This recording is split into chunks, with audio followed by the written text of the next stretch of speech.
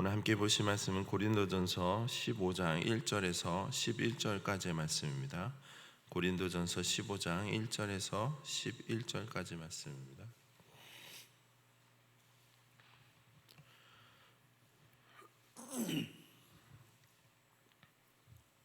한 절씩 교독하고 마지막 11절은 함께 합독하도록 하겠습니다.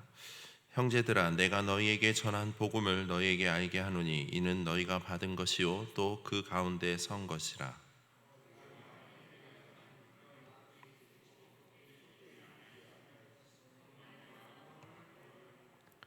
내가 받은 것을 먼저 너희에게 전하였노니 이는 성경대로 그리스도께서 우리 죄를 위하여 죽으시고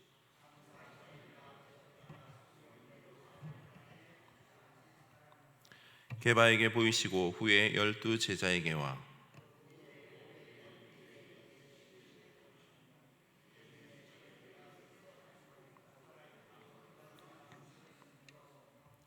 그 후에 야고보에게 보이셨으며 그 후에 모든 사도에게와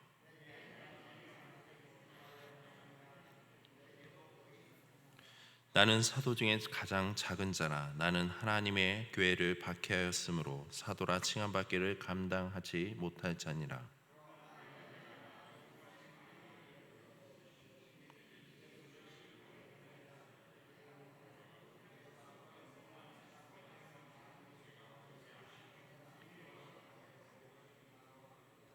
함께 읽겠습니다. 그러므로 나나 그들이나 이같이 전파하매 너희도 이같이 믿었느니라. 아멘. 잠시 기도하겠습니다. 하나님 감사합니다. 오늘 하루도 또 주님의 말씀 앞에 나아갑니다. 이 말씀을 통해서 우리의 심령을 새롭게 하여 주시고 또 우리의 마음속에 부활의 참 소망을 품고 또 이 땅 가운데 우리의 삶에 온전히 예수 그리스도의 그 십자가의 능력만을 증거하며 살아갈 수 있는 믿음을 더하여 주시옵소서. 오늘 하루도 주님 앞에 모든 걸 맡겨오니 주님 우리에게 지혜와 믿음을 더하셔서 온전한 믿음의 삶을 살아갈 수 있도록 붙잡아 주시옵소서. 감사드리며 예수님의 이름으로 기도드립니다. 아멘. 본문에 기록되어 있는 15장은 흔히 우리가 부활장이라고 부르기도 합니다. 이러한 부활의 문제가 제기되고 있는 것은 초대교회 당시 유대교와 또한 헬라 문화의 영향에 있다고 볼 수 있습니다. 당시 유대교의 한 분파인 사두개인들은 영혼의 불멸과 또한 육체의 부활을 부인하고 있습니다. 또한 헬라인들은 영혼의 영원성은 믿으나 육신의 부활은 믿지 않았습니다. 심지어 그들은 몸과 물질을 악의 근원으로 여기고 있습니다. 따라서 그들의 영생이란 육신은 소멸되고 또한 영혼만이 변화되는 것으로 개인적인 영생은 없고 단지 절대자에게서 왔던 그 생명의 원천인 절대자에게로 다시 돌아가 흡수된다라는 그 사상을 소유하고 있다라는 겁니다. 그리고 이 같은 사상이 당시 고린도 교회 안에 침투함으로 인해서 성도들 중에는 육신의 부활을 부인하는 무리들이 생기게 됐다라는 겁니다. 그런 가운데 생겨난 것이 바로 과연 부활이 있는가? 만약 부활이 있다면, 부활을 한다면 어떻게 다시 살며 어떠한 몸으로 오느냐 하는 그 질문이 고린도 교회 안에 성도 가운데 제기되고 있다라는 겁니다. 이에 대해 바울은 본문을 통해 먼저 기독교의 핵심인 그리스도의 부활은 역사적인 사실임을 증거하고 있습니다. 즉 그리스도의 부활은 베드로나 12 제자들, 그 후에 500명의 형제들이나 바울 자신 등 수많은 목격자인 증인들에 의해 입증되는 확고한 역사적 사실이라는 것, 그리고 바울을 비롯한 사도들이 전파한 기독교 복음의 핵심은 바로 그리스도께서 성경대로 죽었다가 다시 살아나셨던 그 십자가와 부활 사건임을 밝히고 있다는 겁니다. 먼저 바울은요 1절을 통해서 너희에게 전한 복음을 너희에게 알게 하노니라고 전하고 있습니다. 이것은 바울이 고린도 교회 성도들에게 어떤 새로운 진리를 전하고자 한 것이 아니라는 겁니다. 이전에 전한 그 진리를 다시 한번 상기시키고 있는 겁니다. 그렇다면 바울이 이렇게 자신이 전한 복음을 고린도 교회 성도들이 알게 되기를 바라는 그 이유는 과연 무엇입니까? 그것은 이 땅의 교회가 하나님의 교회이며 또한 그리스도의 몸된 교회가 되는 그 참된 기준이 바로 복음에 있다는 그 사실을 증거하고 있는 겁니다. 즉 오직 복음만이 교회됨의 근거이며 또한 그리스도인의 그리스도인됨의 기초가 된다라는 겁니다. 그래서 고린도 교회 성도들은 바로 이 복음을 체험하고 수용함으로써 참된 그리스도인들이 되었던 것이고, 바로 그런 의미에서 바울은 자신이 전한 이 복음, 그리스도의 부활을 강조하고 있는 겁니다. 무엇보다 중요한 것은요, 바울은 2절 가운데 너희가 만일 내가 전한 그 말을 굳게 지키고라고 말하므로, 교회 안에 잘못된 그 사상을 전하는 자들의 그릇된 그 복음이 아닌 자신이 전한 바로 그 말, 그 복음을 통해서만이 구원을 얻을 수 있음을 증거하고 있습니다. 즉 자신이 전한 예수 그리스도의 그 복음을 통해 고린도 교회 성도들이 지금도 구원을 경험하고 있다는 것으로, 구원의 완성은 비록 미래에 온전히 이루어질지라도 현재에서도 실현되고 있는 것임을 이야기하고 있다는 겁니다. 이어서 바울은 3절과 4절 말씀을 통해서 자신이 전한 그 복음의 핵심이 바로 그리스도께서 죽으시고 또한 부활하셨다라는 그 내용임을 상기시키고 있습니다. 이를 근거하는 단어가 바로 죽으심과 장사 지낸 바 되심과 또한 다시 사심, 곧 그리스도의 부활임을 밝히고 있습니다. 그리고 예수님께서 단지 죽으시고 장사 지낸 바 되었다가 다시 살아나셨다는 것은 단순히 그 자체에만 그치는 것이 아닙니다. 이는 예수 그리스도와 성도 간의 연합이라는 측면에서 볼 때 그리스도의 죽음과 부활이 곧 성도들의 죽음과 부활의 근거가 된다라는 것입니다. 즉 예수 그리스도의 죽음은 죄에 대한 죽음으로 그리스도를 믿음으로 그리스도와 연합한 바로 성도 역시 그리스도와 더불어 죄에 대하여 죽었고, 그리스도께서 사망의 권세를 이기시고 부활하신 것처럼 장차 부활하게 되는 것을 의미한다는 점에서 그리스도의 부활이 바로 복음의 핵심임을 드러내고 있는 겁니다.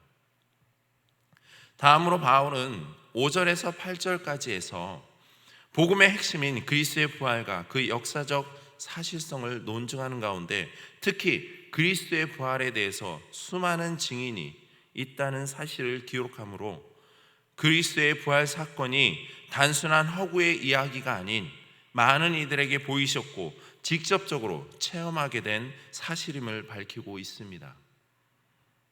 또한 마지막으로 바울은 9절에서 11절을 통해 복음의 핵심이 되는 그리스도의 부활은 바울 자신의 회심에 의해서도 입증되었음을 고백하고 있다라는 겁니다. 9절과 10절 말씀을 함께 읽도록 하겠습니다. 9절과 10절 말씀입니다. 함께 읽겠습니다. 나는 사도 중에 가장 작은 자라. 나는 하나님의 교회를 박해하였으므로 사도라 칭함받기를 감당하지 못할 자니라. 그러나 내가 나 된 것은 하나님의 은혜로 된 것이니 내게 주신 그의 은혜가 헛되지 아니하여 내가 모든 사도보다 더 많이 수고하였으나 내가 한 것이 아니요 오직 나와 함께 하신 하나님의 은혜로라. 아멘. 본절에서 바울은 고백합니다. 나는 사도 중에 가장 작은 자며 사도라 칭함받기를 감당하지 못할 자라고. 왜냐하면 나는 하나님의 교회를 박해하던 자였기 때문이라고 고백하고 있습니다. 또한 바울은 디모데전서 1장 13절을 통해서 내가 전에는 비방자요 박해자요 폭행자였다라고 고백하고 있습니다. 이처럼 바울은 다메섹 도상에서 주님을 만나기 전까지는 하나님의 교회와 성도들을 핍박하고 박해하였으며 영적으로 만삭되지 못한 자였습니다. 사도라 불릴 자격이 전혀 없는 자였다라는 겁니다. 그런 그가 부활의 주님을 만난 후 하나님의 자녀가 된 것으로만도 놀랄 일인데 복음을 전하는 사도로서 세워졌다라는 것, 이것이 바로 그리스도의 부활의 증거이며 십자가의 능력이라는 겁니다. 무엇보다 바울은 여기서 더 나아가 나의 나 된 것은 하나님의 은혜로 된 것이니 내게 주신 하나님의 은혜가 헛되지 아니하여 내가 모든 사도보다 더 많이 수고하였으나 그 또한 내가 한 것이 아니요 오직 나와 함께 하신 하나님의 은혜라고 고백하고 있다라는 겁니다. 여기서 바울은 하나님의 은혜를 세 번이나 거듭 강조하고 있습니다. 이는 자신이 생각했을 때에도 도저히 일어날 수 없는 불가능한 그 일임에도 불구하고 하나님의 은혜로 말미암아 모든 것이 가능토록 이루어졌다라는 그 놀라운 은혜에 대한 고백이라는 겁니다. 이것이 바로 하나님의 불가항력적인 은혜이며 바로 능력이라는 겁니다. 무엇보다 그의 모든 것이 하나님의 은혜임을 분명하게 드러내고 있는 것은 나의 나된 것이라는 고백입니다. 이는 바울이 사도로서 사명을 감당하고 있는 현재의 모습을 언급한 것으로서 자신의 과거의 모습과 현재의 모습을 봤을 때 현재 사도로서의 모습은 창조주 하나님의 그 강권적인 은혜로 말미암아 이루어진 것임을 나타내고 있다는 겁니다. 그렇습니다. 바로 이것이 그리스도 부활의 참된 증거라는 겁니다. 옛 사람을 벗어버리고 새 사람이 된 나의 삶의 그 고백, 이것이 바로 그리스도의 부활이 허구가 아닌 역사적 사실성이며 현재와 미래에도 여전히 증거되고 있는 근거가 된다는 겁니다. 성경에 나타난 복음, 그리스도의 십자가 죽음과 부활, 그리고 예수 그리스도의 삶의 그 사역, 이 모든 것이 거짓이 아닌 인간의 삶의 길이요 진리요 생명임을 입증해주는 그 명확한 근거는요, 내가 구원받은 그 백성으로서 신령한 그 은사를 가지고 교회에 헌신 봉사하는 것만 드러나는 것이 아니랍니다. 가장 중요한 바로 내 삶 가운데 하나님의 의를 드러내므로 그 성령의 열매가 맺혀지는 삶의 모습이 바로 믿는 자들과 이 땅 가운데, 믿지 않는 자들과 이 땅 가운데 하나님의 말씀의 그 권위와 바로 그 진실성을 입증해주는 근거가 된다라는 겁니다.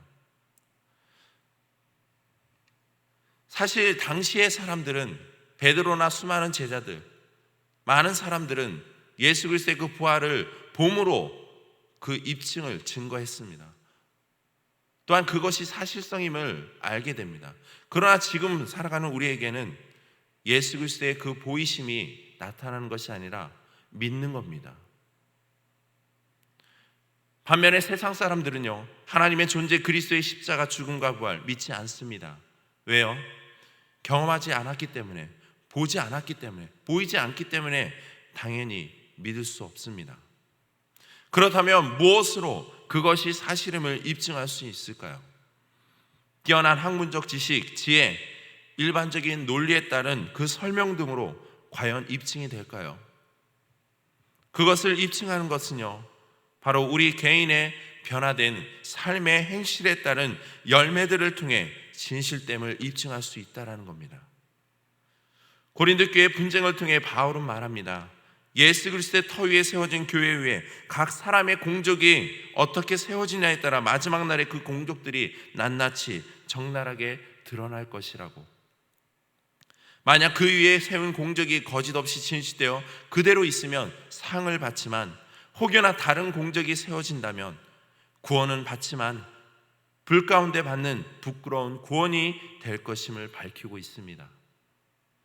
여러분, 우리가 꼭 기억해야 될 것은요, 믿지 않는 사람들과 세상이 그리스도의 죽음과 부활을 증거하고 있는 하나님의 말씀의 권위가 세워지고 믿어지기 위해서는요, 바울의 변화된 그 삶의 모습과 고백처럼 온전한 바로 믿음의 사랑의 기초가 되어 행해져 나타나는 바로 그 열매들을 통해 이 사람이 하나님의 자녀임과 그리스도의 죽음과 부활이 분명한 사실임을 증거해 주는 것이라는 겁니다. 우리가 그리스도의 죽음과 또한 그 부활을 입증할 수 있는 근거는 다른 것이 아닙니다.